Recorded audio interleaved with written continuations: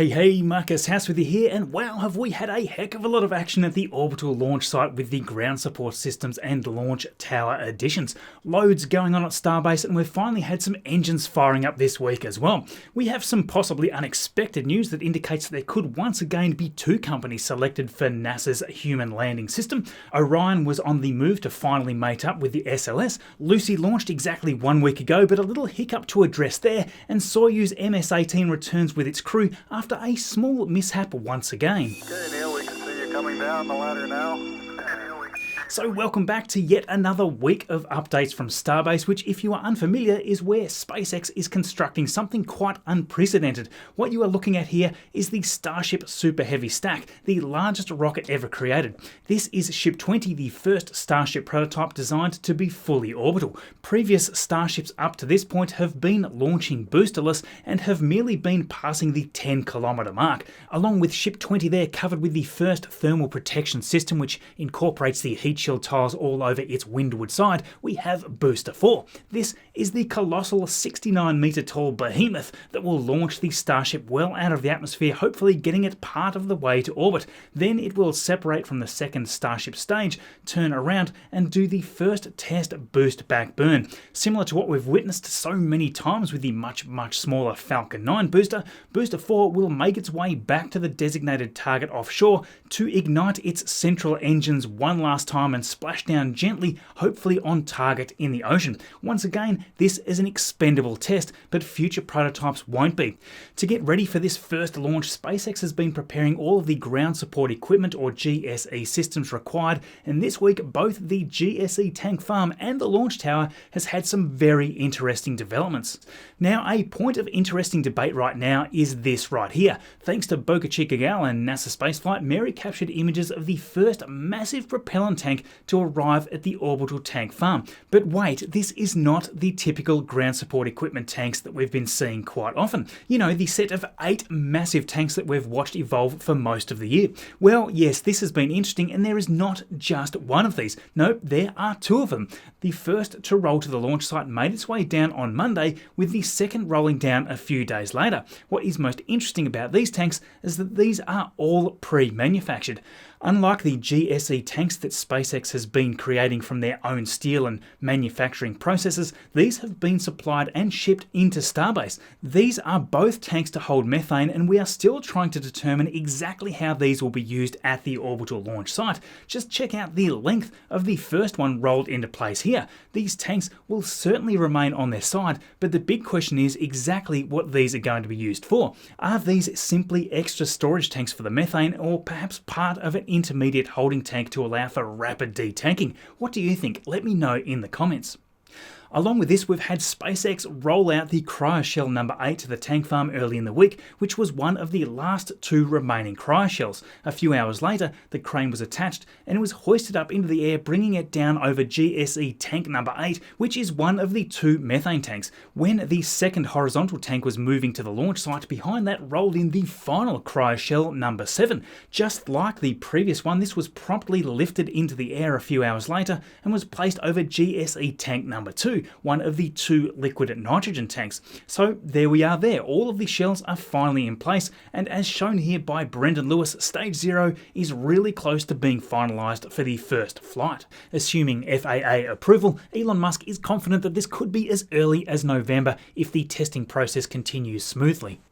Now, I've had a few comments asking what this massive wall is here, with many saying that they haven't seen this before. Well, actually, you would have seen it many times, but maybe not quite often from this perspective. This is a huge dirt wall, or berm. Its purpose to shield the ground support tanks from the landing pad. Now, it's assumed that this is actually going to continue right around to also provide protection from the orbital launch tower, but work is yet to be completed there. Now, it doesn't look quite so massive from the air, but yes, perspective here can be a tad distorted. Here, this dirt wall, along with the first tank from above, is shared by RGV aerial photography. Thanks there, Mauricio.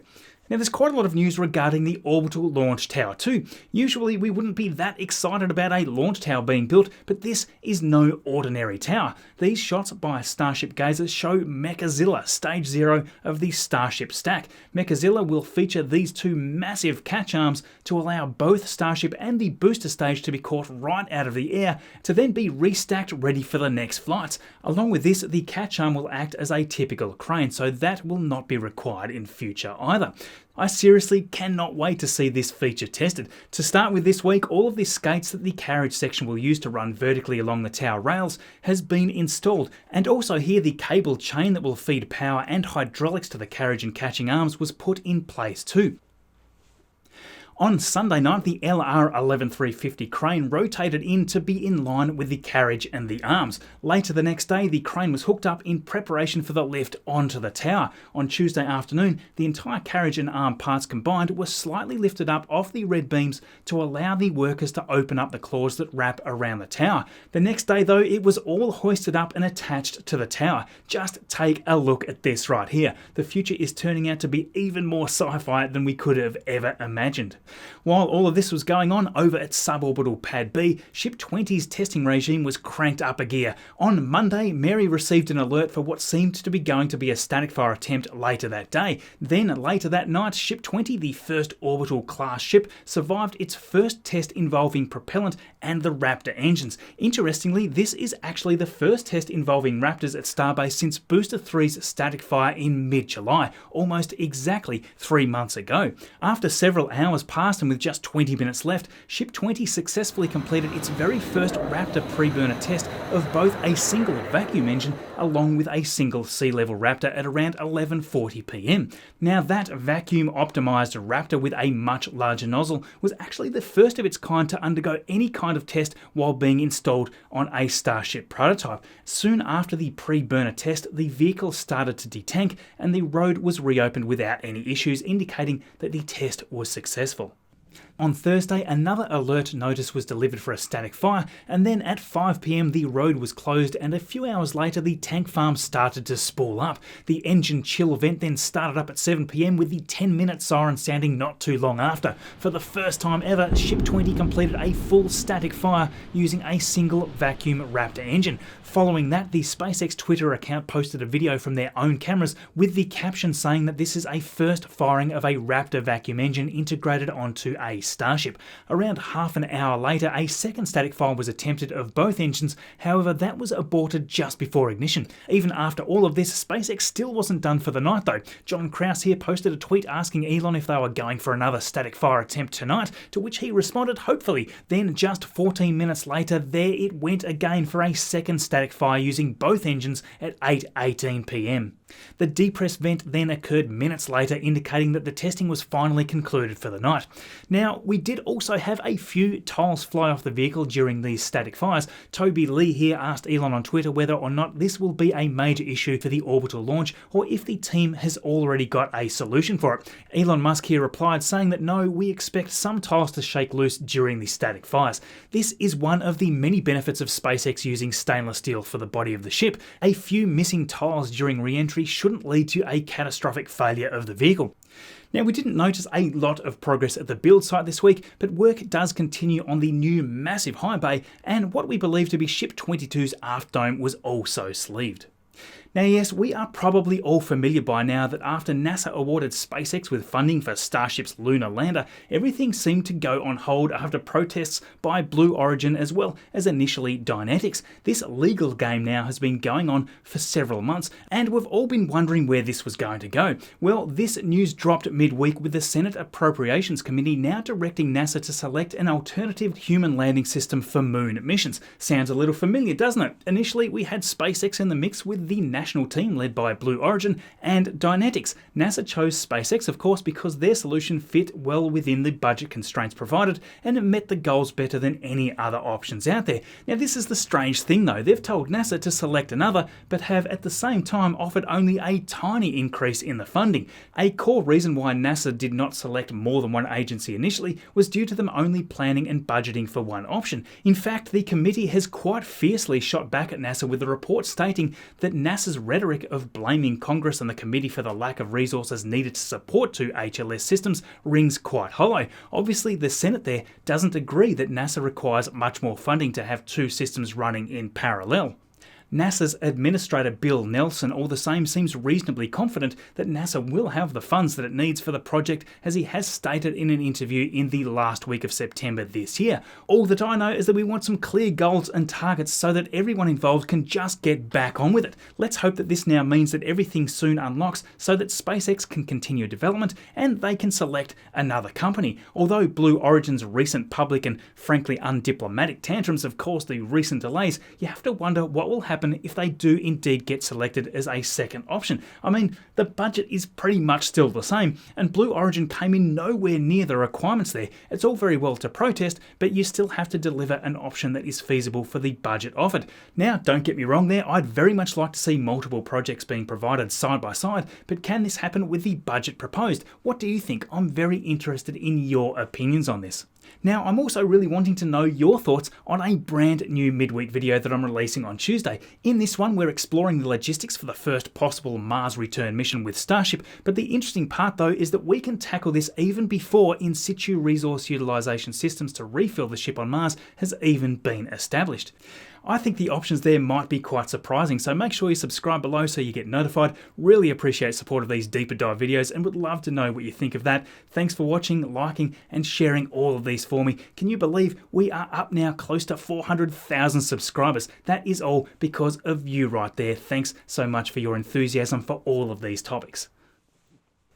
Now, we have a little hiccup with the Lucy mission now heading on her way to visit the Trojan asteroids. This mission was launched right when last week's video here was going live, so we didn't have footage on that. The launch went perfectly to plan, of course, being launched right on schedule at the first available opportunity. Great shots here as always by the amazing Greg Scott.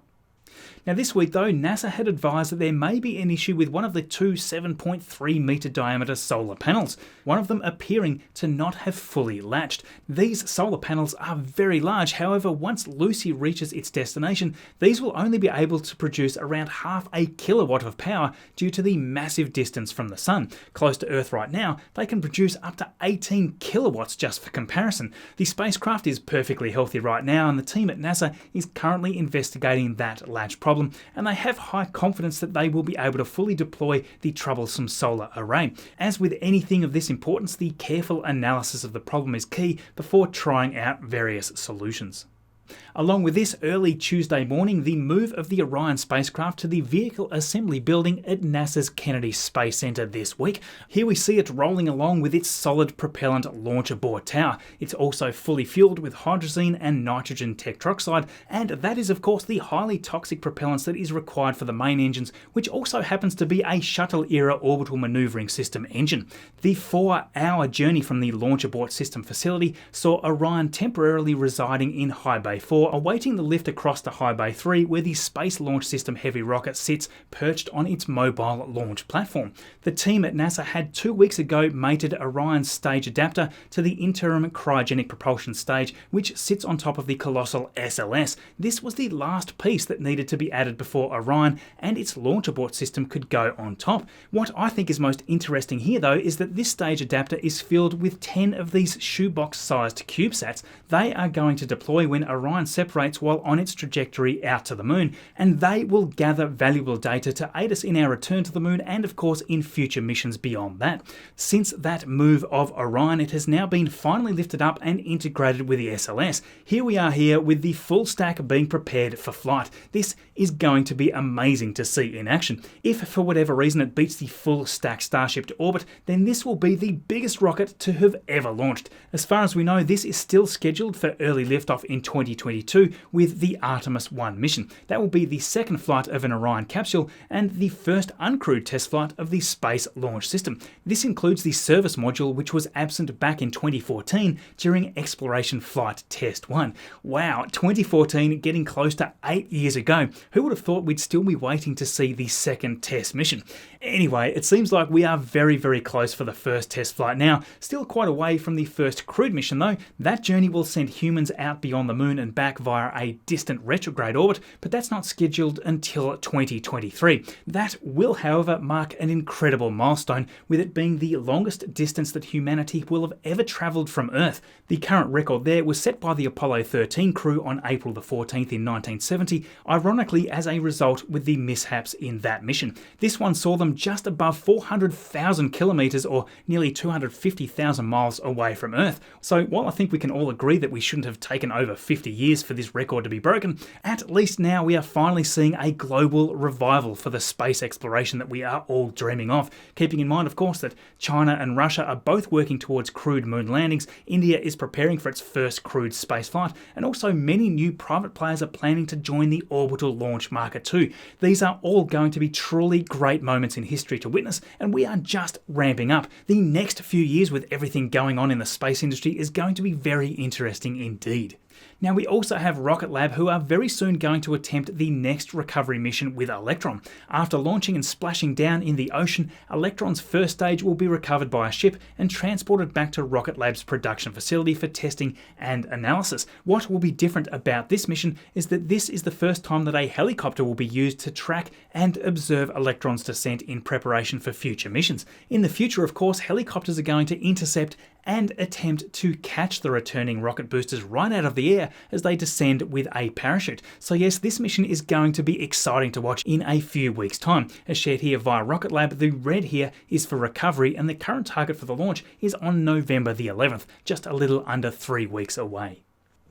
So we also have an urgent dash to the International Space Station for a cardiac surgeon. Cosmonaut Ivanov has lost consciousness in orbit and needs emergency surgery. Well, that's of course the premise of the movie Challenge. In order to capture the footage for this movie, actress Yulia Peresild and producer Klim Shipenko took off to the ISS on board Soyuz MS-18 on October the 5th. Cosmonaut Oleg Novitsky also had a starring role in the film as well, being the unfortunate soul needing the medical intervention. After 12 days in orbit for Yulia and Klim, it was a wrap-up for filming and time to head home on October the 17th, along with Oleg, who had spent a total of 191 days orbiting the Earth. In an unexpected turn of events though, the day before the crew's departure, a scheduled thruster firing of MS-18 continued beyond the intended duration, and there was once again a loss of orientation on the International Space Station. It took some 30 minutes or so to regain control to put the International Space Station back into a stable configuration.